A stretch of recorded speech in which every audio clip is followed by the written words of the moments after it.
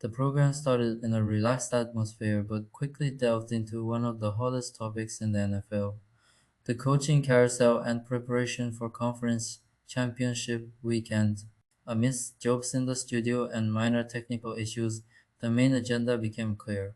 New leaders are emerging, traditional franchises are seeking new directions, and the anticipation for the big games of the weekend is only growing. Today, and we're going to dive into all of that, including we are going to do some game picks. What's up, everybody? We got RC, we got Mina, we got Swagoo. Dan is having some technical issues. We'll see if we can get those figured out. He may never show up, but if he does, there's the wave. That means we can go. All right, the Ravens have their new head coach. That's where we begin. Jesse Minter is their man. The former Chargers DC has a ton of familiarity in Baltimore, as he was a defensive assistant with John Harbaugh for the Ravens from 2017 to 2020. This hiring comes 16 days after they fired John Harbaugh, the franchise's winningest coach. I think we do have Dan now. Let's see. Can I go to him? Dan, you hear me? Oh, Where's all right. Daniel? So there Where's he is. Daniel? Dan could not make it on time for the show, Dan. but he is here now. Mina said, "Hey, Dan." I Dan, don't feel like I've ever seen this 4-box. I like This is pretty it. cool.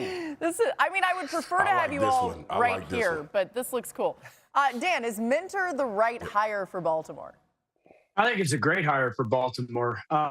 This guy's been around the Harbaugh family for the last decade, knows how to win. I've had the chance to sit with Jesse for Monday Night Football. I think the two things that stand out, because of his track record, his father was a Hey, Swagoo, pick it football up. head coach. Well, His ability to communicate is awesome. You know, Go, Marcus. I got it. Dan, just sit your ass out, okay? Get your stuff together. Listen, but to add on to what Dan was saying, I love the recall. I love that he's been in this organization before, and obviously Steve Bisciotti wanted to go a different direction from Harbaugh, but he brings in a guy with a lot of knowledge of how Baltimore likes to go about their business. The other thing is, dude had really good defenses. Well, with the Chargers, and the Ravens lack pass rush. They lack defensive responsibility and all of those things on the side of football. He had an opportunity to coach Derwin James, which I could imagine that he's excited about getting over there with Kyle Hamilton as well. So it's a lot of things for Jesse Minter to walk into with a lot of familiarity. I'm looking forward to seeing it. It's a different move. John Harbaugh was there for an extremely long time. I think a new voice, some new energy, and the response from the players, especially Lamar Jackson, but the players within the organization, everybody seems excited about this hire. So I think it's going to be a good move forward with a little bit of the old nostalgia of him being around this organization before. Yeah, I'm a fan of this hire as well.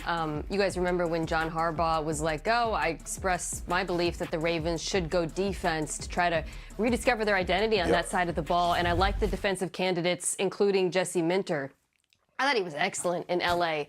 This year, they were 7th in both EPA per play and success rate, despite the fact that while they have good players, they don't really have the same level of superstars as a lot of the other defenses you would see in that tier. I just think he got the most out of both veteran players. You mentioned Derwin James, who you really saw have kind of a renaissance with him. And obviously there's some, an analog in Kyle Hamilton, but also players like Dante Jackson at cornerback. I think Khalil Mack was excellent. And then young players. There were so many young players in this secondary in the linebacker group that I think played really well under him.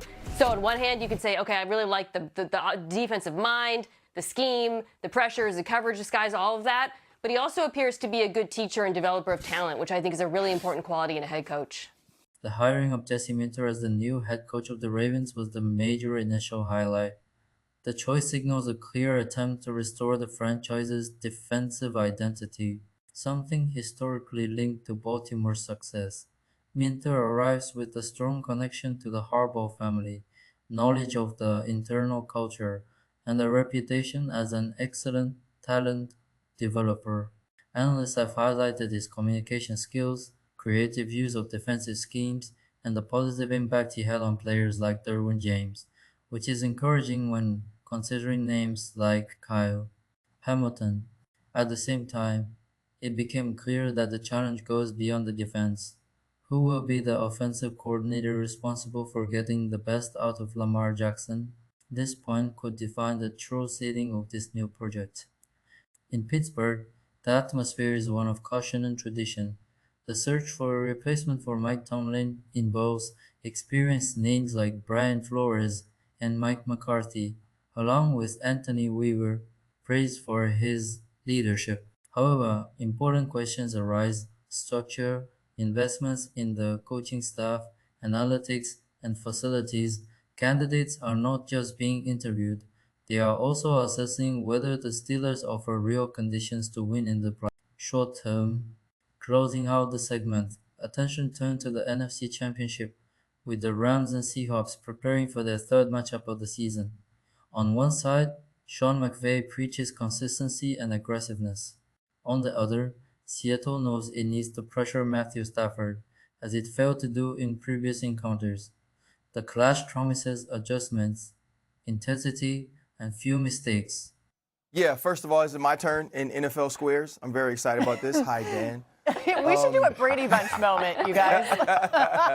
Yeah, you know what? There was a story. Wrong way. I think it's really cool that the Baltimore Ravens hired Jesse Mentor Harbaugh Jr.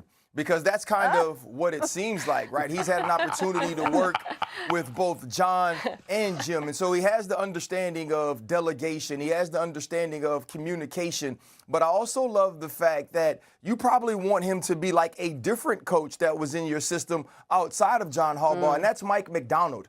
You bring in and you see what Mike Macdonald has been able to do in Seattle, taking what he understood from a defense perspective and having the Seattle defense climb to the heights that it is now as one of the best in all of football. And then also the hiring of Clint Kubiak, but that's what's important for Jesse Mentor. Who is going to be the offensive coordinator that guides Lamar Jackson, that works side by side with Lamar Jackson? And can Eric DeCosta get him some of those pieces that, in my opinion, we learned was missing from this roster that we thought was so good early on in this season that seemed to have a ton of holes by the time the season ended? Yeah, we'll continue to keep an eye on all of this news as it keeps going, and we've got more to get to. The coaching carousel continues to roll on. The Steelers interviewing Anthony Weaver, a candidate that we've said on this show. Dan said he was a big fan of even just yesterday. The Steelers interviewing Brian Flores, Mike McCarthy as well. There's a lot to get to here, so we welcome in our Steelers reporter, Brooke Pryor, for more as the Steelers continue their search to replace Mike Tomlin. Brooke, what is the latest out in Pittsburgh? And thank you for being here in studio with me. I was going to say, that's the theme of the day is in person, but my version of being in person is actually leaving Pittsburgh, so I just did the opposite of what Anthony Weaver did today.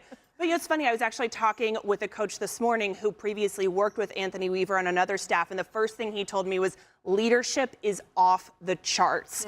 Another coach I talked with that worked with him said one word to describe this guy is focused. It is kind of crazy, though, to think about. We were just talking about a John Harbaugh descendant off of that lineage going to Baltimore. Imagine that in Pittsburgh. That's kind of crazy to think about. But he's 45. He fits the mold of what the Pittsburgh Steelers like. He is the third in-person candidate to interview Mike McCarthy, Brian Flores, Anthony Weaver. That means the Steelers have also now satisfied the Rooney Rule requirement, so they could hire someone at any time. But I don't think an organization that has only had 4 head coaches since 1969 is going to be rushing this hire. I would expect them maybe to take a little bit of time here. And one thing that was brought up to me in terms of these candidates coming into interview is that they are going to be interviewing Steelers brass as much as Steelers brass is interviewing them. How much resources are these guys going to have? Will the Steelers be willing to build out their analytics department, their assistant coaching staffs? Will they raise the salaries of those staffs? The facilities are also lag way behind the rest of the league. They share a practice facility with Pitt. There is not another team in the NFL that shares a practice facility with a college team. So there are a lot of things here that I think these candidates coming in are not going to be familiar with in their previous organizations, and they're going to need some assurances from ownership. Hey, you want to win right away. You don't want to have a year where you're not contending. Will you give me the resources to help me contend and compete in year one? Yeah, as you well know, there's great cachet with this job, but I'm glad you brought up some of those points, especially the point about the assistant coach salaries. These head coaches, these candidates, they come in wanting to fill out their staffs, And money's a big piece of that. Thanks to Brooke for the latest there. Speaking of coaching news, how about this? According to ESPN sources, former Colts quarterback and current St. Michael Catholic High School coach Philip Rivers is interviewing today for the Buffalo Bills head coaching job. We'll keep an eye on that one. Philip Rivers has been a big part of the news cycle here lately. All right, it's conference championship weekend. We're going to make some game picks later on, so stay tuned to that. But more on the NFC matchup between the Rams and Seahawks. Let's welcome in Lindsey Theory and Brady Henderson. Let's start in L.A. Lindsey, what's the feel around the Rams practice as we get closer to this Rams' third matchup with Seattle this season? Laura, I spoke with Sean McVay today, asked him what he's sensed from his team as they prepare for the NFC Championship. McVay tells me it's business as usual, and he loves that because consistency is important in these moments. Here's what he wants to see from his team: to be able to go cut it loose and have no regrets against what he calls a formidable opponent. So that's the mindset. As for the keys on the field, Matthew Stafford says they need to play fast, physical, and aggressive against this Seahawks defense. Stafford says he's certain the Seahawks will have something different to present them.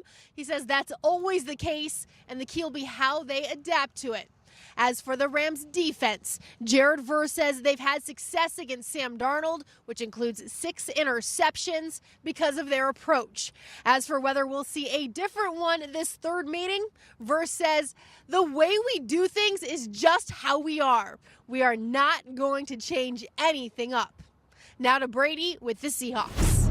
Thanks, Lindsey. One of the big talking points with the Seahawks and their top-ranked scoring defense this week is getting more pressure on Matthew Stafford. They did not sack him in either of the 2 games against the Rams this season. In fact, those were the only 2 games all year that Seattle's defense did not register a sack. Pro Bowl defensive lineman Leonard Williams said one of the keys is to be better on first and second down than they were in that Week 16 game in order to force the Rams into more pure drop-back situations on third down so that Stafford can't simply get rid of the ball quickly before the pass rush arrives. Now, that game did start to turn in the second half when the Seahawks began putting more pressure on Stafford. As defensive coordinator Adam Dirty said on Thursday, the pressure and the hits, they do matter in terms of affecting quarterbacks, but the Seahawks are hoping that pressure translates to more sacks on Sunday. Laura? The overall panorama shows a constantly moving NFL, where off-field decisions can be just as decisive as the plays on it. Ravens and Steelers are trying to redefine their paths through leadership, while Rams and Seahawks enter the field with rivalry, tactical adjustments, and a Super Bowl spot at stake. Amid new ideas, old identities, and high expectations, the weekend promises to be decisive and unmissable.